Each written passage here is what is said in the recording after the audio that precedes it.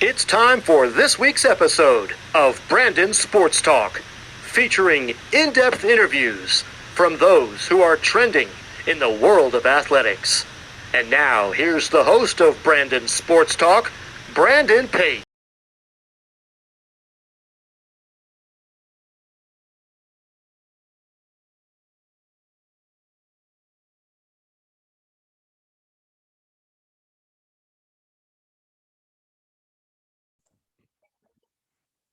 Welcome back to Brandon Sports Talk. In today's episode, I have the privilege to interview USD San Diego University's assistant women's rowing coach, Kadee Sylla. How are you doing today? I'm doing pretty good. How are you doing? I'm doing good. Can you talk about how you knew that you wanted to get into college coaching? Yeah, I actually coached every summer during college, so I had some experience with coaching.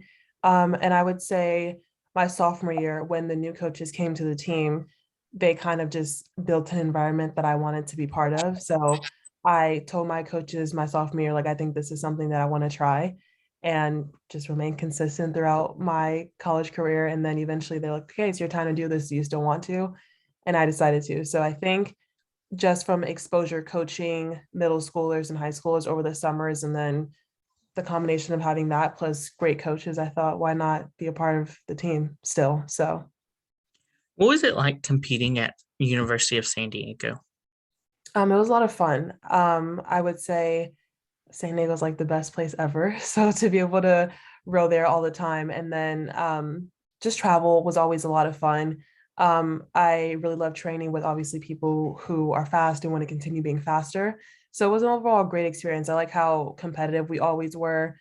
Um, and it was just always, I'm also just like a very competitive person, as you could tell from being an athlete. But I think overall it was just a very fun and competitive space, which is like the best combination to me. So I had a great time. What was that feeling like of getting to put on that jersey for San Diego? Yeah. So I actually was not planning on going to college. I actually wanted to go to culinary school. So me going to college was unexpected, and me ended up being an athlete in college also was unexpected because I did not do a sport before rowing. And I started my sophomore year of high school. So really was not part of my plan at all. But I think as I started to get more serious about rowing and I started to talk about colleges, and colleges started recruiting me, it kind of just seems like, okay, like this is something I can see myself doing. And me signing there was honestly like a bit of a blur, just because I was like, oh my God, this is actually happening. But being able, I think I was very unaware of what I was getting myself into my freshman year. But then as I kind of understood the ropes more and I knew more about collegiate rowing, and even though I knew about it in high school, but like me being in it, kind of learning the ins and outs of it, I became a lot more comfortable. I was like, okay, like this is definitely where I should be. But I would say it took me until like my sophomore year to get my feet on the ground a little bit.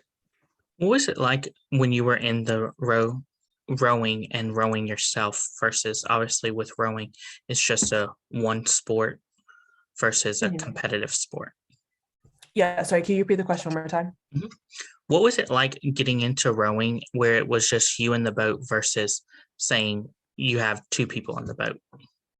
Yeah, rowing honestly is a very odd sport. It's not something that is popular in any of the places that I live. So it was crazy. I went to an open house. That's how I got introduced to the sport. I went to an open house. A girl in high school was like, "Hey, you're tall. You should try this sport." And I was like, "Okay." So I went, saw them, and it looked like a lot of fun. Like I think it looked different, which was part of it that looked like fun to me. And then when I got in the boat, I was like, "Oh my God, I cannot do this. Like, it's definitely not my thing." But now it's nice because it is kind of like my second nature. Our athletic trainers would always say like I have better balance in a boat than I do just on land walking. So I definitely got a lot comfortable with it. And you kind of have to move seats, row different boats, row with different people. So it kind of forces you to get comfortable with how high pace D1 athletics is. So I definitely got more comfortable, but when I first started, it was not for me. Or at least I didn't think it was for me, but then eventually kind of got into it and became a lot more comfortable. What was that like, obviously, going from being a D1 athlete at San Diego to switching over to become a coach at your alma mater? Yeah.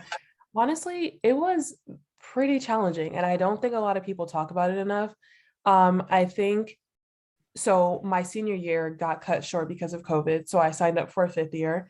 And that year after COVID, I don't want to say like calmed down or went away because obviously that's not true, but I think the following year when we were able to get back into the boat, it still looked so different than the years before. Um, but in our minds, we were like, oh, like COVID's gonna last for what, like 2 weeks, and then we'll get back and everything will be great. And that just wasn't the case. And I think slowly towards the end, things started to feel a bit more normal, but it wasn't getting my senior year back, which I thought it was going to be, just because it was still very different. Um, so ending my career the way that I did wasn't ideal, just because obviously I would have liked to finish my senior year and had, um, like the ending that I imagined for years, and everything would have been great. And if we won our championships, that's just all the ending that I had in mind, and none of that happened. So I think I kind of was forced to say bye to that idea, which was hard because obviously I wanted to live out that idea. And then going from that to coaching, so the following year, everything then started to be a bit more normal because people were familiar with COVID. They understood um, kind of understood like how it worked. So when I started coaching, that's when everything started to feel a bit more normal. And obviously I wasn't in the boat anymore, so that kind of sucked. And I think just knowing the people that you're coaching, and obviously I rode with them for 4 years. Um, Knowing that, and then just seeing the behind the scenes, it's a really big transition. I don't think a lot of people talk about enough. It's like, oh, you were an athlete, now you coach, like everything's fine. And it's like, no, there's definitely a lot more emotional ties and challenges that you never would have thought. Like people who are my friends now, I'm in charge of where they sit in the boat. And obviously like being very objective with that and making sure that you make the right decision for the team and not because you like someone. Um, so yeah, I would say it was hard to, at the beginning, it was hard to separate myself from them just because I was with them all the time. So that transition was a bit rough, and I definitely did not expect it because no one ever talked about it, but it was a bit rough. But I think now I definitely am starting to become more comfortable. But the beginning was a bit of a shock. So I would say that. What was that like of obviously being on the water, but now you're on land, standing on the sideline? Oh gosh. Honestly, it's hard. It is hard because being that I would think it would be so different if I took like a couple years off and then came back to coach. But I literally like finished WCCs in May, started coaching in September. And so I literally only had a few months to be like, okay, now you're not student athlete anymore. That's no longer your identity. Forget it. Now you're a coach. And it's like, whoa, like some people still hold on to that student athlete identity like years past when they played, and I had 3 months to do it. So it was a big rough. And I think also part of it is like knowing the girls and loving the girls, and knowing that I at one point was a part of their speed, and now I still am as coaching, but it doesn't seem it just seems very different because before I was like, oh my gosh, you can put me in the boat and like I know I can click with this person, we can go fast and we can do this and we can do that. And it's like, no, you have no physical contribution to the speed anymore. Now it's just like all verbal and mental and emotional, but now you got the physical part cut out. So it was like, oh my gosh, like I can't just hop in and like if they're talking about it, I can't just hop in and like feel the boat and be like, oh yeah, I can feel what you're talking about.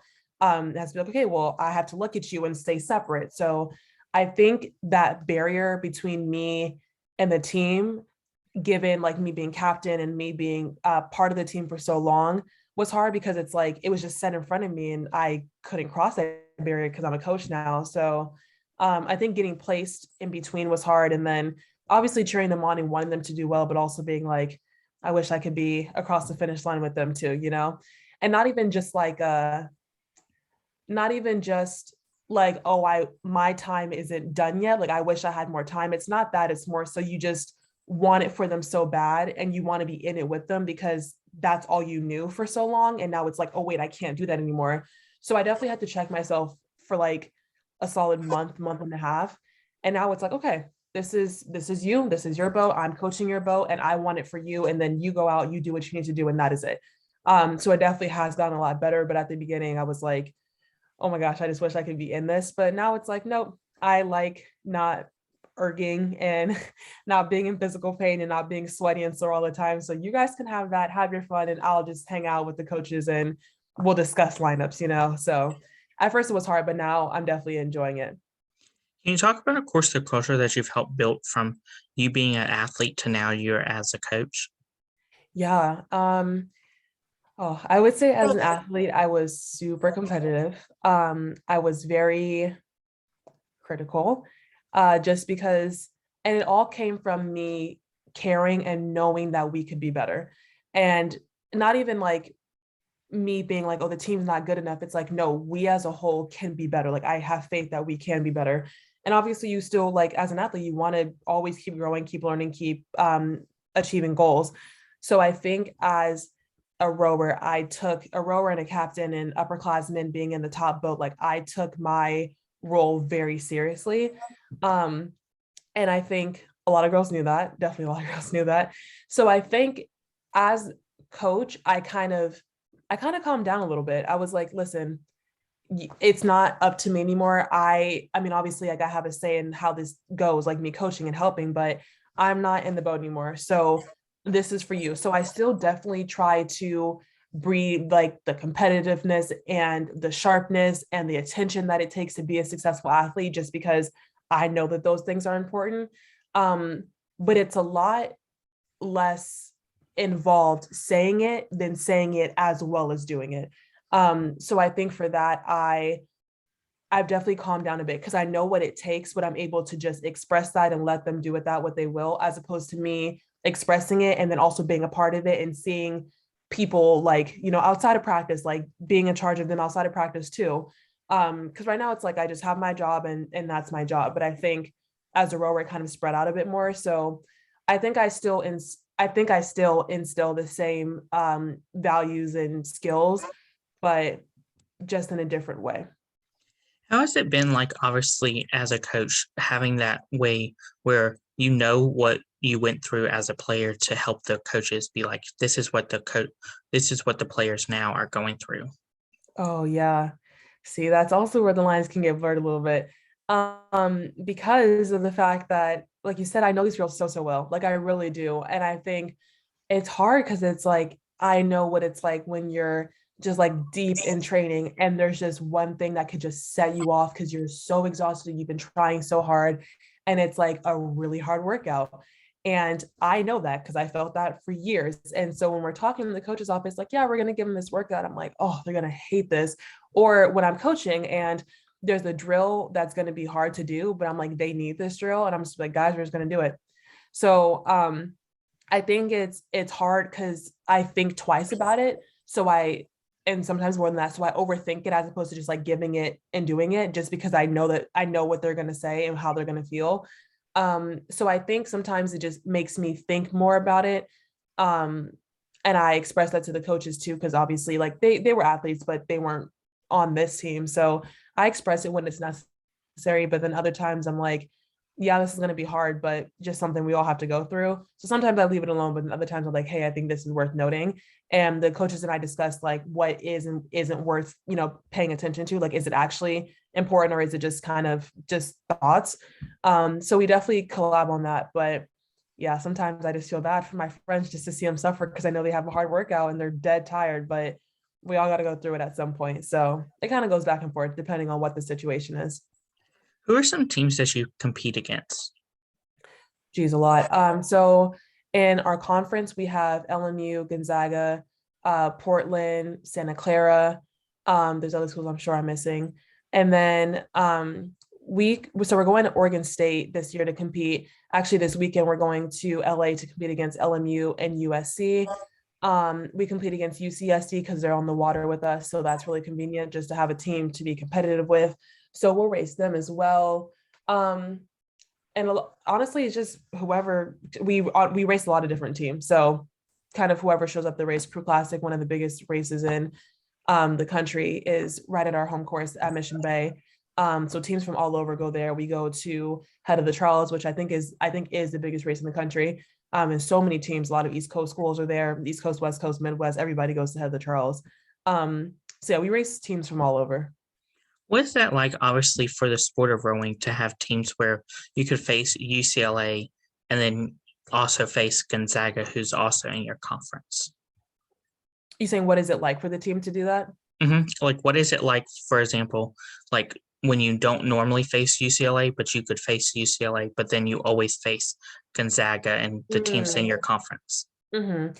Honestly, I think you just really just got to do what you have to do. Like your skills and your mentality and your competitiveness and your drive does not change with who you're racing.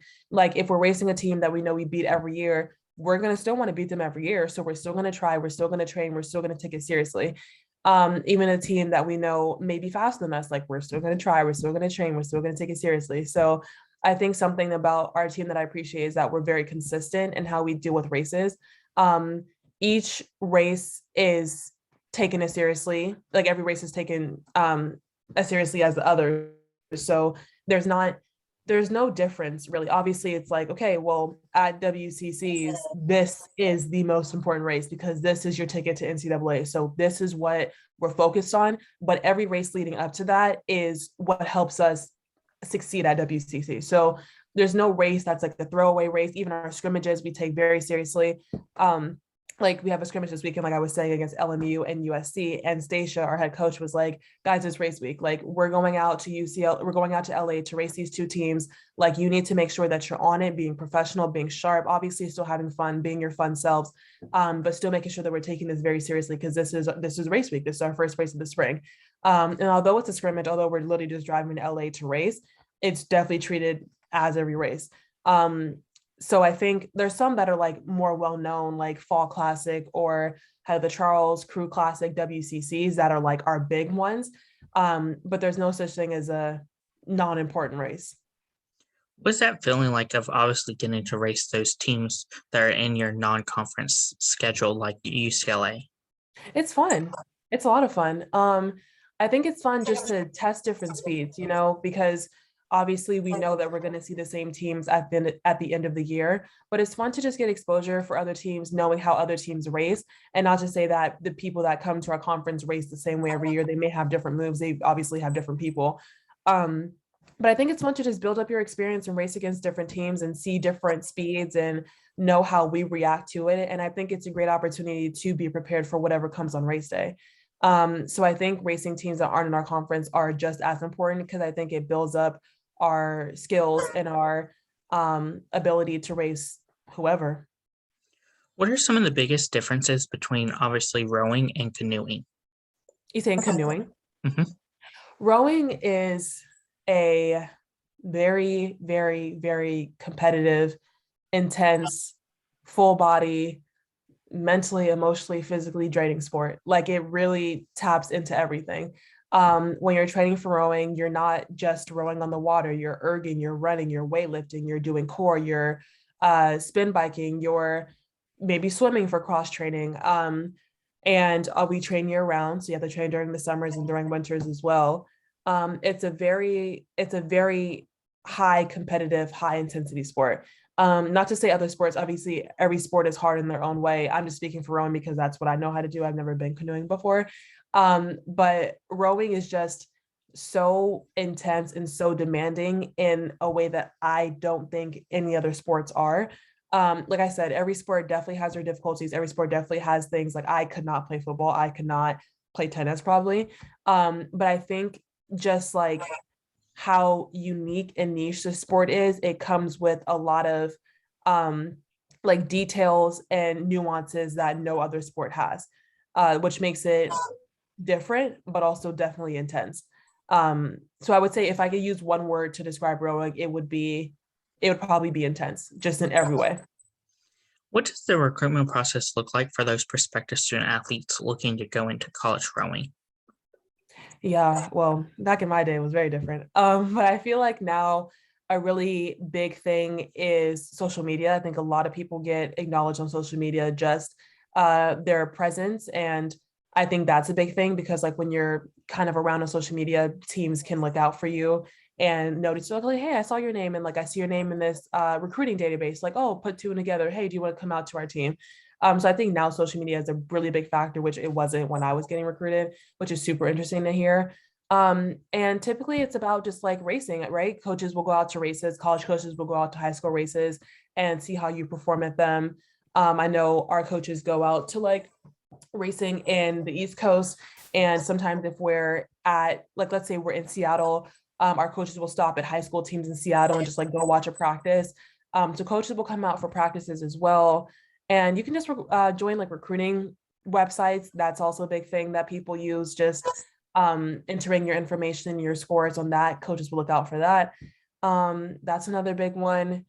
And I would say those are like the main ways that happens. Also just like reaching out if you are interested in a school, just emailing the coach and be like, hey, I'm so and so, this is a little bit about me, I'm interested in your school, let's talk. So it's fairly simple, I would say. Of course, when you're out on the road, what are some of the things that you look at in these potential rowers? There's a lot. I would say one thing that I do appreciate about USD is that not every rower is the same. I feel like when you go to a lot of big programs, and this is nothing wrong with this, but actually kind of is, but if you go to bigger programs, you can see that like everybody is the same. Like either they mostly recruit just international kids or kids who look like have the same body type or kids from like one certain place or whatever. But I think it's very important to make the sport as diverse as possible. And that's just not with like race, it's, you know, religion, ability, sexuality, all that stuff. Like I think it's important just to have different identities in this sport. And I think with our coaches, like the only thing that they look for is just making sure that you're genuinely just a good person and you want to go fast. Anything else, we're welcome to, you know? Obviously we want to have a competitive team, so we definitely look for speed 100%. And then along with speed, like we just want to make sure you're a good person. Like we're not going to recruit you just because you have a sub 7-minute 2K. Well, we would love that. But if you have a sub 7-minute 2K, but you're just like, I don't know, just like not a good team member and you're not respectful to your coaches and you don't really care about the sport, like that's not, you know, we don't want that environment because that's not the environment we want for the rest of the teammates. So we definitely try to foster a good, healthy team environment of people who are nice people, but also like to go fast. So I would say that's typically what we look for. And any other identity that you have, we're welcome to, open to, and just want to make sure that you're a good fit for the team and vice versa. So, Of course, what does the official visit look like for those prospective student athletes looking to go to University of San Diego? I love official visits just because they're so fun. Because I think it's like a good time to not sell the school as in like try to convince people to come here, but more so like let people know how great the school is and how this can be a great opportunity for them. And it kind of just reminds me like, geez, I did this like 6 years ago and here I still am, you know? So it's a lot of fun. But typically on officials, they are housed with people on the team. With COVID, that gets kind of weird. So that's maybe not the case right now, but living with girls on the team, you come out to practices, you'll have dinner with some of the teammates and the coaches. We all kind of hang out, get to know you. We'll do some activities, whether that's a sporting event or going to the beach. So you can do that, just hanging out, whatever is happening that weekend. Like I said, coming out to practices, you'll get individual meetings with the coaches as well. You can ask questions in the launch, like as we're going through practices. Obviously, we'll tell you about like our academics and our athletics and what we have to offer to you. And just enjoying a weekend in San Diego, a beautiful weekend in San Diego, like literally the best place to be. So it's typically just like a lot of you just seeing what we do every day. Like we don't try to do anything different at all. You just sit in, see what we do every day because we like to let you know what you're getting into. And then once you see everything, if you like it, then you're going to like the school because we're showing you what we do all the time. So that's typically, it's not anything that's like super, super special. Like it's not like we're gonna fly them to like, we're going to take them to SeaWorld and then we're going to, you know, like if you want to go to SeaWorld, that's great. You could do that if you want to, if you come here, that's cool. But it's not like we try to show them the things that aren't necessarily related to the school. We try to show them what we have to offer that's related to the school, and then obviously let them know about the cool stuff that we have because San Diego pretty much sells itself. But we kind of just like let you get a weekend to see what we do every day. Of course, what is that like for you being an alma mater of the school, seeing those potential recruits come on the school and fall in love with the school like you did?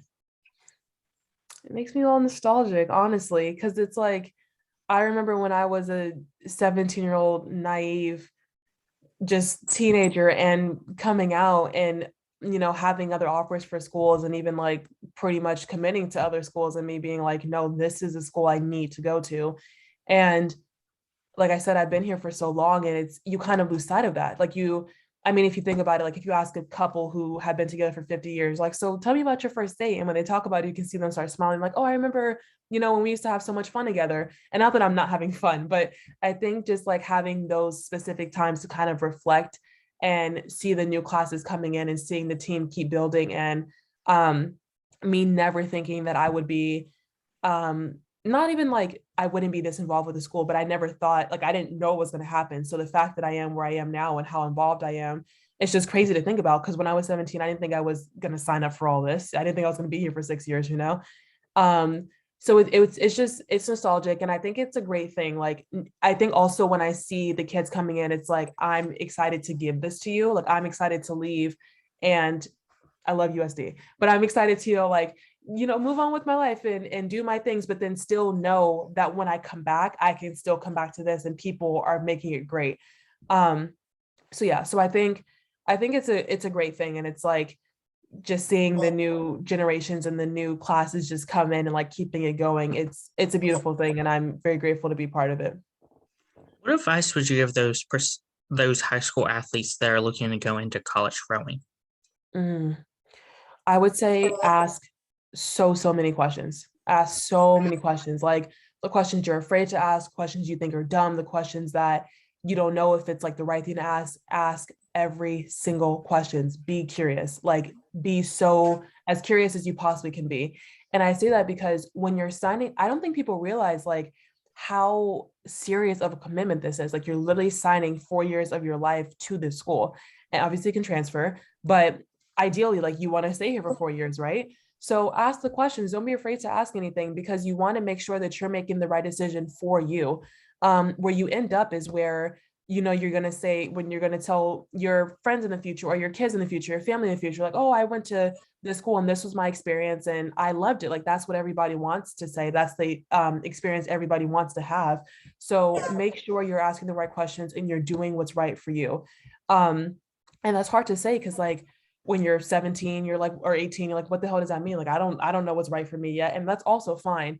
But I would say just talk. Don't be in such a rush to make a commitment because you're gonna appreciate the fact that you took your time and you thought about where you were going.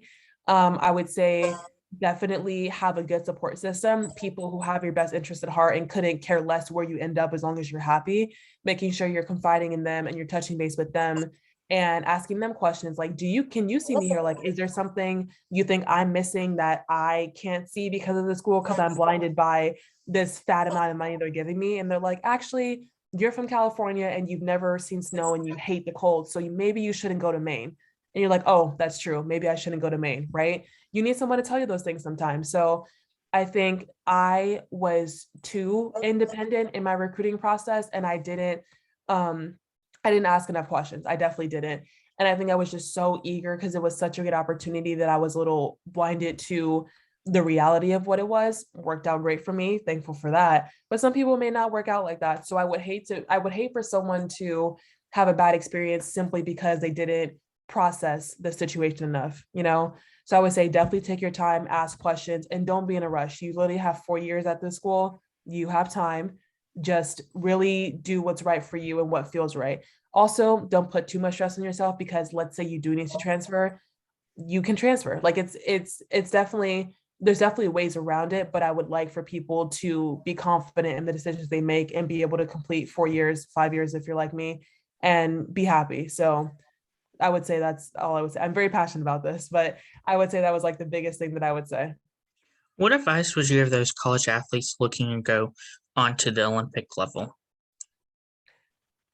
I would say the same thing. I would tell someone who's being recruited. Because if you think about it, it's just a different level of what you're already doing. So when you're in high school looking for college, like it's just a different level. When you're in college looking to go to Olympics, it's just a different level. I would say the same exact thing. Be curious, take your time, process, make sure this is something you want to do. And if you change your mind, that's also fine. But just know that this is another step in your life. Make sure you're doing it for the right reasons. Um, I know for me, I considered continuing to row post grad, but I think from being on the national team, I realized from that little glimpse of what it would be like that it just wasn't for me, just because of a lot of different things. But I'm glad that I was able to like reflect and process like this is not what I want to do. So don't ignore that. That's another big thing. Intuition is huge. A lot of people have it. A lot of people may not know they have it, but please follow your intuition. If you are feeling iffy or uneasy about a decision, it's probably because it's not the right decision for you, and I think you definitely should listen to what you're being told. Maybe your intuition is telling you shouldn't go somewhere or you shouldn't compete, even though you thought your entire life you wanted to. Things change. Things change. Definitely be comfortable living in the gray area and thinking like, like maybe I do, maybe I don't. I need to take more time. It doesn't have to be like, yes, I'm going, no, I'm not. Eventually it does. But, take time being in the gray area, learning all the different things, and then making your decision. So I think the same thing, like I would tell a recruit, just be curious, take your time to process and make sure it's something you want to do for the right reasons. What advice would you give those college coaches that are going from being a student of the game to going into their alma mater to coach like you did? I would say process your experience, process your feelings, process your thoughts, emotions. Make sure you do not make sure that you talk to a lot of people, big thing. Talking to your coach, asking them questions, asking like, just depending on how you're feeling at the time, but there's different questions you can definitely ask your coaches like, hey, I had a hard time with this. Do you think this will be good? Or, hey, I had this experience when I finished. Like, what do you have? What advice do you have for me? What are your expectations of me? Asking your coach wherever you're coaching. What are your expectations of me? What would you like to see me do on the team? Like, so basically, like, as you are getting recruited for the school, like I was saying, like asking those questions, this is still another move. This is still another step up. It may not be going to Olympics, but it's going to a higher position. So ask those same questions of your coach. Don't assume anything, right? I think for me, I was like, oh, I was captain. I can just do this. Like I was in charge as captain. I can be in charge as coach. Easy peasy. No, because when you're a coach, like you have to report things. You have to take recruiting exams. You have to get CPR certified. You have to get your boating license. You have girls coming up to you talking about stuff that you didn't know anything about. You have to deal with GPAs. Your person and your top boat could be failing a class and they could be at risk of being academically ineligible. I didn't care about that stuff as a captain. I was like, I know I'm in a boat and that's all I got to do. So I think just asking your coach, like, what are the extra things that are expected of me now? How do I handle them? What do you want me to do about them? So I would say professionally, I would say the same thing. If you're going to the Olympics, if you're getting recruited to college, asking questions. And then as an individual, just on a personal level, making sure you're processing. And I think a lot of people don't talk about how hard it is to let go of a student athlete identity. As a student athlete, we live, breathe, eat, sleep being a student athlete, right? That's all we do. So I think a lot of people underestimate how hard it is to transition out of that. And for me, I had my own complicated thing because I had COVID ended and then had a fifth year. So it was kind of weird. But I think for people now, like it's a really big deal to not be an athlete anymore. And then to be faced with everybody who still holds your same identity and you don't anymore. Like that's hard. That's definitely really hard. So I think just making sure that you are sure of yourself and you've done your own processing, your own healing, your own journey, just to make sure that you are comfortable in who you are before you go present yourself to the team. Not being an athlete anymore is honestly like a weird form of grief. Like you're literally losing part of who you are, but you're still surrounded by everybody who still is able to hold that same identity. So making sure you give yourself time. And it can suck for a little bit for some people. Some people may be happy not being a student athlete anymore. I don't know. But just make sure you check in with yourself and don't neglect yourself just because there's change. Change is still taking care of yourself during change is super important. What advice would you give those future college coaches looking to get into the sport of rowing that didn't obviously go to their alma mater to coach, but just getting into rowing? Yeah, I would say definitely try it. It's fun. It's a good time. I really enjoy it. I could be biased because I'm coaching for the team I rowed for, but I had a great time or having a great time. So I would say definitely make sure that the team is a team you want to be a part of. Checking in on their team identity, their team morals, their team environment. Is it making sure you get along well with the coaches? Is this a coaching staff that you feel comfortable expressing your opinions to? Is this a coaching staff that respects you as an individual? Is it a team that respects you as an individual?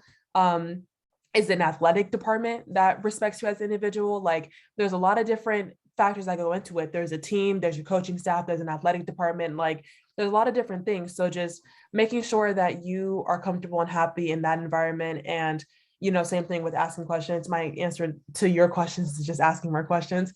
But just making sure that you're asking questions and you're reaching out to people and you are able to see yourself in that environment. It's obviously a change, but just making sure that on all levels, you're able to see yourself in that environment, not even just with athletics, with academics. Are you a graduate student? So are you in school and coaching like I am?